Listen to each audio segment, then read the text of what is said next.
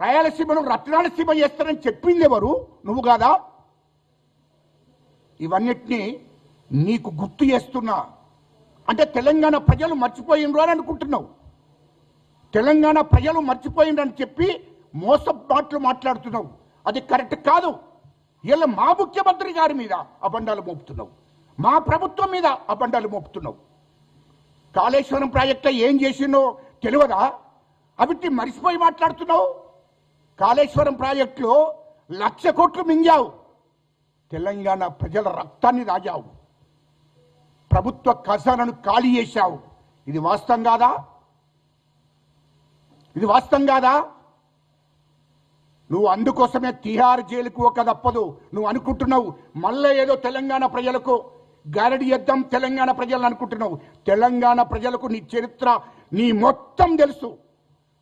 నువ్వు దుబాయ్ ఫైరో చేసినప్పటి నుండి 2023 దాకా నీ చరిత్ర మొత్తం తెలుసు అంటున్నా. ఇయ్యాలో ఇష్టం వచ్చినట్టు అల్లుడు ఆడ హరీష్ రావు అంటాడు. హరీష్ రావు అంటాడు, నువ్వు నీటిపారుదల శాఖ మంత్రిగా ఉండి నువ్వు ఏం బీకినవయ్యా? ఆ రోజు గోదావరి నీళ్ళని తీసుకపోతే ఏం చేసినావు? కృష్ణానది నీళ్ళని తీసుకపోతే ఏం చేశావు? శ్రీశైలం నీళ్లను రాయలసీమకు తీసుకపోతే ఏం చేశావో చెప్పు అంటున్నా. ఇవి ఎలా నీతులు మాట్లాడుతున్నా మీ కుటుంబం? దీనికి ప్రజలకు జవాబు చెప్పాలి. కాళేశ్వరం ప్రాజెక్టులో విచారణ జరిగింది. ఇవాళ కేంద్ర ప్రభుత్వానికి సిబిఐకి పంపించడం జరిగింది రాష్ట్ర ప్రభుత్వము. అది విచారణ జరుగుతుంది. 1,00,000 కోట్లు మింగావు, రాష్ట్రాన్ని ఖాళీ చేసిపోయావు, రాష్ట్ర ఖజానాను ఖాళీ చేశావు. ఇది వాస్తవం కాదా? హైదరాబాద్ చుట్టూ 30,000 ఎకరాల భూములను కేసీఆర్ ని బినామీ పేర్ల మీద పెట్టుకున్నావు. కేటీఆర్ బినామీ పేరు, హరీష్ రావు బినామీ పేరు మీద, సంతోష్ రావు బినామీ పేరు మీద. ఈ భూములను ఎక్కడి నుండి వచ్చాయి నీకు? నీ ఫామ్ హౌస్ ఉన్నావు కదా, ఇది ప్రజలకు చెప్పు, మాకు కాదు. నీ ఫామ్ హౌస్ దగ్గర 60 ఎకరాల భూమి ఉండే 2014లో. నువ్వు ముఖ్యమంత్రి అయినాక 600 ఎకరాలు ఎక్కడి నుండి వచ్చింది? హైదరాబాద్ చుట్టూ 30,000 ఎకరాలు ఎవడబ్బ సొమ్మని తీసుకున్నావు నువ్వు? దానికి జవాబు చెప్పు. నేను ఇప్పుడు అడుగుతున్నా, ఇదే హరీష్ రావు మరి సింగపూర్లో 25,000 కోట్లు పెట్టి కంపెనీ పెట్టాడు. ఎవడబ్బ సొమ్ము ఎక్కడి నుండి వచ్చింది? అది చెప్పండి ప్రజలకు. అదే కేటీఆర్ మరి అమెరికాలో 40,000 కోట్లు పెట్టి కంపెనీ పెట్టుకున్నాడు. ఎక్కడి నుండి వచ్చిందో కేసీఆర్ చెప్పాలి. ఇవన్నీ చెప్పకుండా ఇష్టం వచ్చినట్టు మా ప్రభుత్వం మీద, మా రేవంత్ రెడ్డి గారి మీద, మా ముఖ్యమంత్రి గారి మీద అబండాలు మోపుతున్నావు. మా ప్రభుత్వాన్ని బదనం చేస్తున్నావు, తమాషాలు చేస్తున్నావా?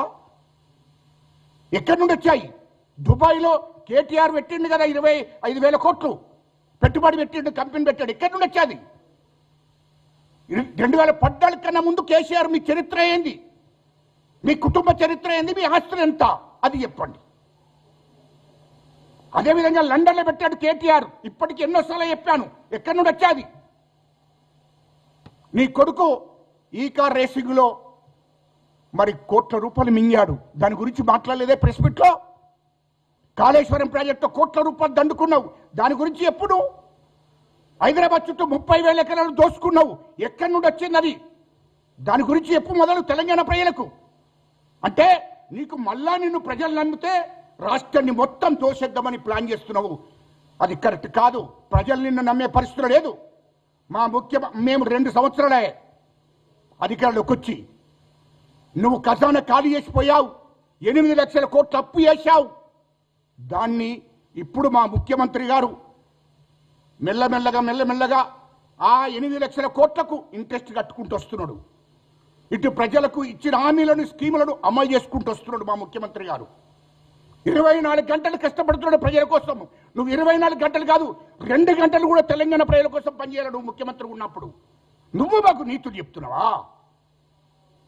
అందుకోసమే ఒకవేళ నీకు దమ్ముంటే, కేసీఆర్ గారు మీకు దమ్ముంటే అసెంబ్లీకి రా. మీకు దమ్ముంటే నిజంగానే ఒక అబ్బకు అమ్మకు ఉడితే అసెంబ్లీకి వచ్చి మాట్లాడు, ప్రజలకు తెలుపు. మా ముఖ్యమంత్రి గారు దానికి జవాబు చెప్తాడు, ప్రతి మాటకు జవాబు చెప్తాడు. మా ముఖ్యమంత్రి రేవంత్ రెడ్డి గారు నీకు దమ్ముంటే ప్రతిపక్ష పార్టీ నాయకునిగా అసెంబ్లీకి వచ్చి అసెంబ్లీ వేదికగా మాట్లాడు అని చెప్తున్నా నేను. అప్పుడు నువ్వు మొగోడివి అవుతావు. కానీ ఏదో ఇక్కడికి వచ్చి నీ టీఆర్ఎస్ ఆఫీస్లో పోయి ప్రెస్ మీట్ పెట్టి మాట్లాడినంత మాత్రాన కాదు. అసెంబ్లీ వేదికగా మా ముఖ్యమంత్రి రేవంత్ రెడ్డి గారు, మా ఉత్తమ్ కుమార్ రెడ్డి గారు, మా శ్రీధర్ బాబు గారు నీకు జవాబు చెప్తాడు. నువ్వు అసెంబ్లీకి వస్తావా? అక్కడికి అసెంబ్లీ వేదిక, నేను ప్రతిపక్ష పార్టీ నాయకునిగా నువ్వు ఉన్నావు. ప్రతిపక్ష పార్టీ హోదా ప్రజలు కల్పించారు. ఆ ప్రజల కోసం మాట్లాడడానికి నిజంగా నీకు ప్రజల మీద ప్రేమ ఉంటే, తెలంగాణ ప్రజల మీద ప్రేమ ఉంటే అసెంబ్లీ వేదిక ఉంది, అసెంబ్లీకి రా. రేపు అసెంబ్లీకి వచ్చి మాట్లాడు. అసెంబ్లీలో చర్చ జరగాలి కదా. కాళేశ్వరం ప్రాజెక్టు గురించి జరగాలి, ఈ కార్ రేసింగ్ గురించి జరగాలి, గోదావరి నీళ్ల గురించి జరగాలి, కృష్ణా నీళ్ల గురించి జరగాలి, శ్రీశైలం వాటర్ గురించి జరగాలి. ఇవన్నిటి గురించి చర్చ జరగాలంటే ఖచ్చితంగా అసెంబ్లీ వేదిక, అసెంబ్లీకి రా. అసెంబ్లీలో చర్చ పెట్టి దమ్ముంటే కేసీఆర్ గారికి మేము సవాల్ విసురుతున్నాం. మీకు దమ్ముంటే అసెంబ్లీకి వచ్చి మాట్లాడు. ఈ ప్రెస్ మీట్లలో మాట్లాడుకుంటే ఎవరైనా మాట్లాడతాడు, ప్రెస్ మీట్లలో కాదు మాట్లాడేది. నువ్వు అసెంబ్లీ కదా, శాసనసభ పక్ష నాయకునిగా అసెంబ్లీకి రా, అసెంబ్లీలో మాట్లాడు. ఇంకోటి కూడా, నువ్వు అనుకుంటున్నావు ఇవన్నీ మాట్లాడితే ఊరుకుంటున్నాను. ఖచ్చితంగా కేసీఆర్, కేటీఆర్, హరీష్ రావు మీరు ఖచ్చితంగా మీరు టీఆర్ జైలుకు ఒక తప్పదు. మీరు ఎన్ని మాట్లాడినా ప్రజలు నమ్మరు. ఖచ్చితంగా అన్నిటి మీద విచారణ జరుగుతుంది. మేము టీఆర్ జైలుకు పంపక తప్పదు.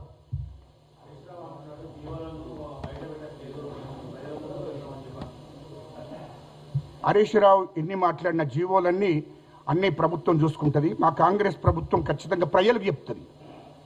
టీఆర్ఎస్ వాళ్ళకి చెప్పాలనే రూల్ ఏం లేదు. తెలంగాణ ప్రజలకు చెప్తుంది. తెలంగాణ ప్రజలకు జవాబుదారీ మా ప్రభుత్వం. కాంగ్రెస్ ప్రభుత్వం, మా ముఖ్యమంత్రి గారు, మా మంత్రులు